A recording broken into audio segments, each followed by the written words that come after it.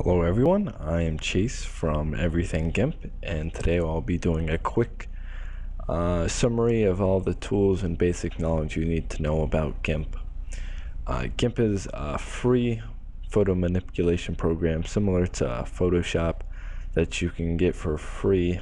I'll put the link where you can download it in the description below. Alright, I'm going to be doing a quick summary of all the tools. Just a brief summary. If you want a more in-depth description of it or how to use it, just drop me a message. Alright, so we're just going to go through this. First, we're going to start a new project. This is the set thing that I have when I open GIMP. Alright, so first we have the rectangle tool.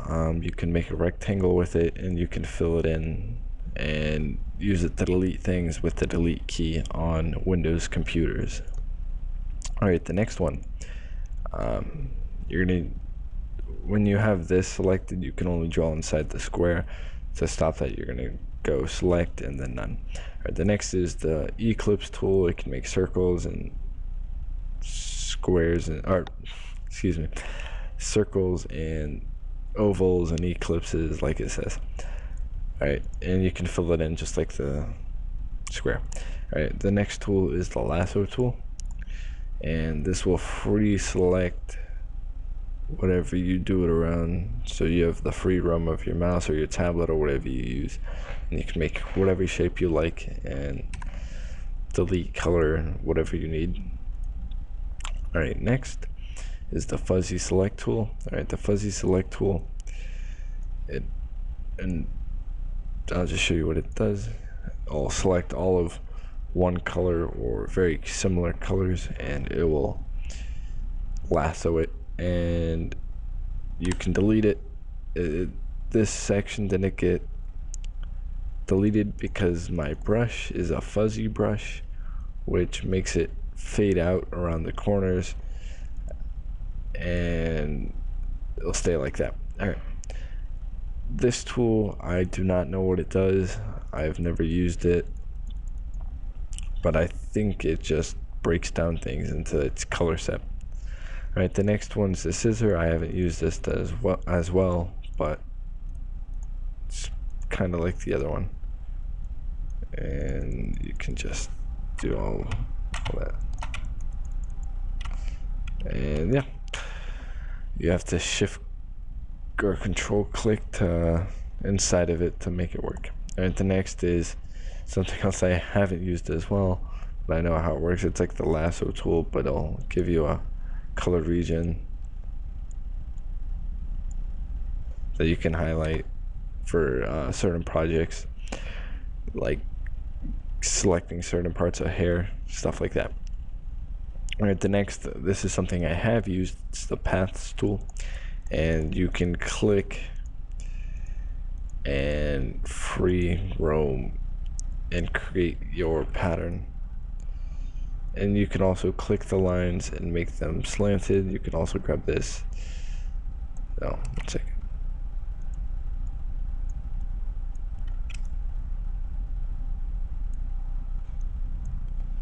You can grab it and bend it and it'll curve the way you like.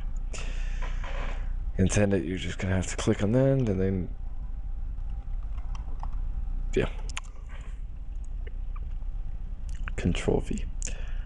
Alright, the next one is the color picker tool. All you have to do is go over a color, click, and it'll go here. If you want it to take over the foreground color, you're just gonna have to hold Control and click.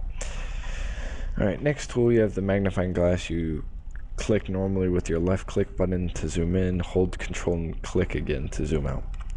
The next is the angle tool.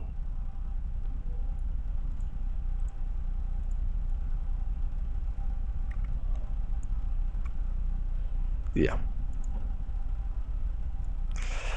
Alrighty, the next one is the move tool. This is the most commonly used tool, and it is used to move your layers around freely and how you like them to move.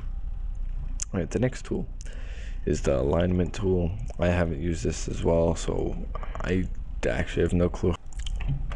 Alright, next we have the crop tool, which you select the region you want in your photo by dragging the corners up, and then you will click, and it will, as it says, crop the rest of the photo out and keep what you want. Alright, the next is the rotate tool. You'll click and you can drag with your mouse, or you can use this to type an angle, or you can drag this bar. I prefer just using my mouse. Alright, the next is the resize tool. You can drag with your mouse in the corners and spread it out how you like. But a thing that you should note is this chain right here. Locking it will make it so it stays proportional to the height and width, and unlocking it can make it possible to lose quality and bend how you like it. Alright, the next one is the shear tool, and yeah, I'll bend it and distort it in a very weird way, like that. You can type in the number you want. Alright, next tool is the perspective tool, and this will bend it and make it conform like a different perspective, like I was looking at it from over here or something like that. You can use this for shadows and other handy things when you need it. The next is the flip tool.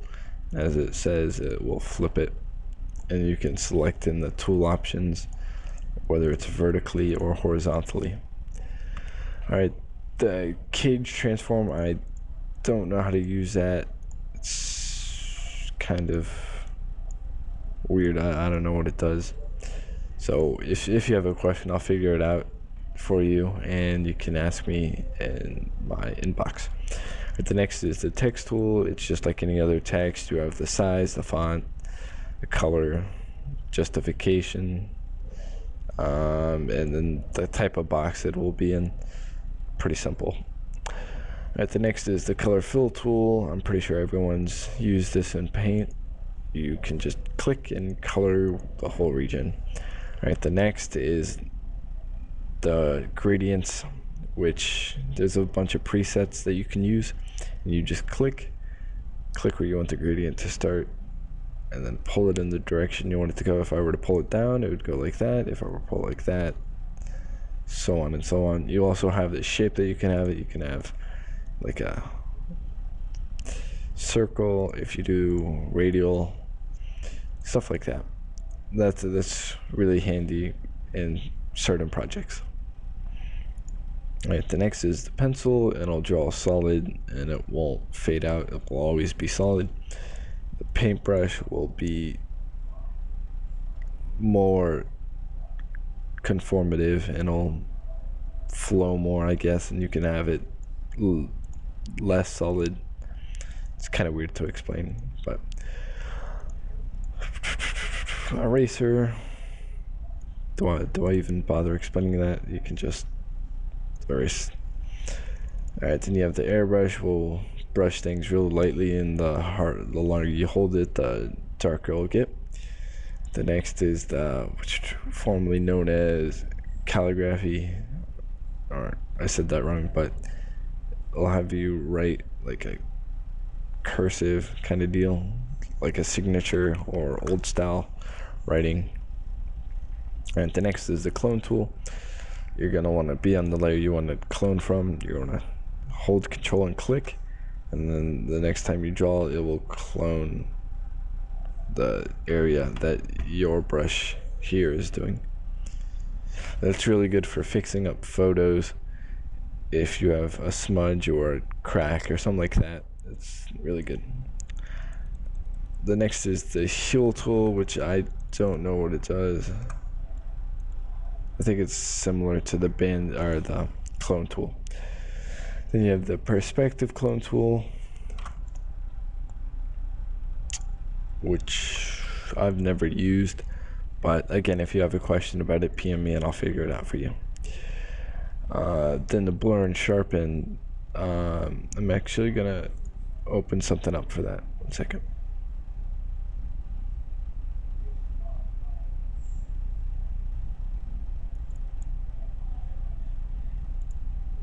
Whoops. Just do that. Alright. So let me get a brush. So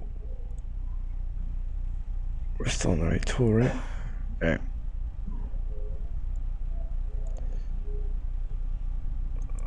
You can see how the eyes are getting foggy when I go over it. But sharpening it will brighten the colors, and I don't know, it's hard to explain. Then the smudge tool, this can be used to fix things as well, or just blend colors together. Yep. And then last but not least, the dodge and burn tool. You can hold it and it'll burn it or dodge it. I don't know what dodge is supposed to mean, but it'll darken it and brighten it. You can hold control to switch it. And yeah, since I have a few more minutes, I will go on and go over some few basic things. All right. So if these are ever missing, you can go up to Windows and go to dockable dialogues, and then you have the tools, and then the layers, channels, paths, all the stuff that you'd see here that might have been closed and won't open up again manually or automatically, excuse me.